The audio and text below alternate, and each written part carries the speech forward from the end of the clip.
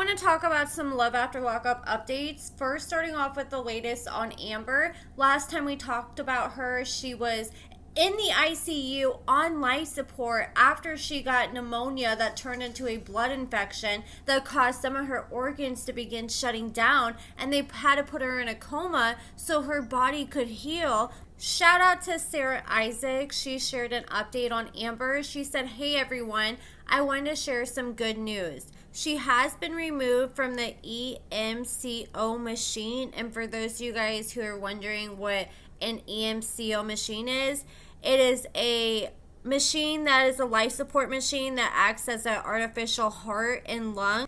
It helps pump blood outside the body, it removes the carbon dioxide, and it adds oxygen to the blood before they pump it back inside the patient's body. And it's typically used for really critically ill patients. And Amber was able to get the blood infection out of her system, so they were able to take her off the life support. So she goes on to say she is hoping to be moved from the ICU to the CCU in the next couple days. Her body is still very weak, but she's making progress every day. She is so strong and resilient and pulling through this. She is so grateful for the prayers, love, and support from everyone. The GoFundMe on Amber's page is real. It was created by her sister Erin. Due to financial difficulties, they decided to create one. Thank you to everyone who donated already. It was very much appreciated. You guys have been so wonderful. Keep the prayers coming. They are working.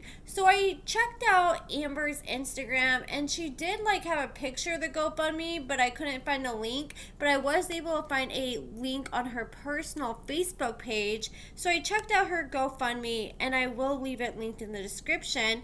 But you click on it, and they're trying to raise $7,000. So far, they've raised over $1,200, and they share pictures of Amber on life support. And it says, "Hi y'all, it's Erin, Amber's sister. I'm reaching out today with an update and a heavy heart to ask for your help."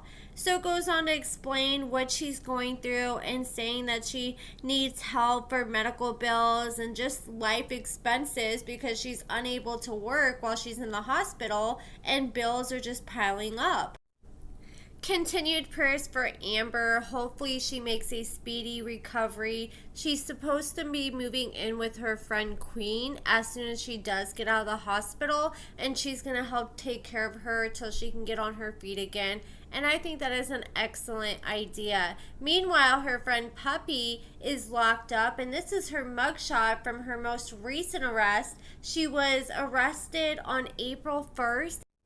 She received a probation violation. I have no idea what the probation violation was, but she has a few more months left before she'll be out. She's supposed to be out towards the end of summer. And meanwhile, I came across this arrest and mugshot from Damodrick's baby mama, and this is an older arrest from a few years ago. Back in April of 2023, she was arrested for tampering with a motor vehicle and fabricating physical evidence with intent to impair, and then she was arrested for possession of a controlled substance. She had less than 1 gram on view, possession of marijuana less than 2 ounces on view, no seatbelt, no driver's license. And I tried to do more digging into her criminal history. I'm like, damn, if she had all these charges from one arrest, what else does she have on her record? And when I was doing some digging, I did come across this name of this guy that they're claiming is her spouse. I don't know if this hasn't been updated or what, but when I did the background check, it was showing up like she has a husband out there, which I thought that was interesting. I did find an arrest from 2014, but it does not share any details what exactly that arrest was for. But that was all I could find. I just thought that was interesting given that she's dated Damodrick, who served time. And then I was looking to see if Kiana's baby daddy has been sharing any more interesting tweets on Twitter. And he said, "I hate that I can't do my regular F my baby mama routine anymore without people thinking I'm clout chasing. I've been beefing with that bitch. And now that BITCH is on TV with the ex she told me not to worry about. F Kiana and F Love After Lockup. I don't think he's clout chasing. I don't like how he keeps calling Kiana a BITCH though, especially the fact that they share children together. I know he's frustrated, but come on. And then so he's saying people think he's cloud chasing, but I feel like if he was cloud chasing, he'd be like using all the hashtags he could think of. He'd be all under all the Love After Lockup social media posts about Damodrick and Kiana, and would just be trying to get as much eyes on him as possible. But to me, it just seems like a frustrated man who's trying to vent on Twitter. Chance and Alyssa's son recently had his surgery for his spina bifida birth defect, and it does look like they were able to remove most of it. It does look like there is still a small bump there, but it's definitely a lot more improvement from where it was to begin with. And Brookshire, baby, can't wait for this show to be over. We about to air some ish. So I am very curious what all she's going to have to say once the season finally ends. And meanwhile, we revealed that Lindsay's dating this man who is currently, well, not currently, but in the past, he spent time in prison for taking another man's life after they had a dispute. Someone tagged Lindsay and said, "Please address this for everyone." She said, "We did an interview with Kiki and Kibitz addressing this. 20 years ago, a neighbor came to Chad's angry about him speeding on their road.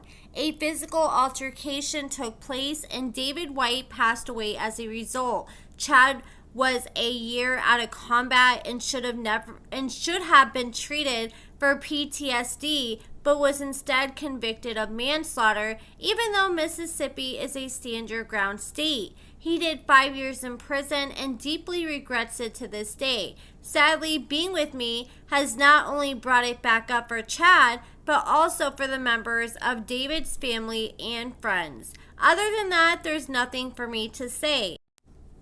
Then she attempts to direct the attention onto Deontay. She said, "I can't see Deontay's post and he can't see mine since I have him blocked, but y'all should feel free to tell him to stay off Chad's TikTok. Favorited his video. Why? It's weird." I think Deontay's just doing that so he can try to save something for ammo in case Lindsay tries to go after him for something. I'm sure she's got some saved screenshots in her phone. And this is Courtney's pen pal profile. It says, "Hi, I'm Courtney. I'm 24 years old. I've been down for 10 months and I only have 4 more left to go. I'm looking for someone capable of taking care of me while I'm down and when I get out. I'm looking for someone to lift me up, mind, body, and spirit. I'm a very positive person who loves to make people laugh. I'm very fit. I work out every day. I'm the type of person who gets along with everyone. I'm down to earth. I love motorcycles. I have very reasonable goals and dreams, and I really want someone who will value them and me and my needs." She shares she enjoys yoga, working out, writing class, self-help classes, reading, and then she gives all her information that you can contact her. But that's pretty much it, guys. I have a lot more updates, but I'm going to go ahead and save it for a separate video because I'm going to go ahead and call it a night. I'm super tired. But let me know what you guys think about everything in the comments below. Give this video a thumbs up, subscribe, and thank you so much for watching.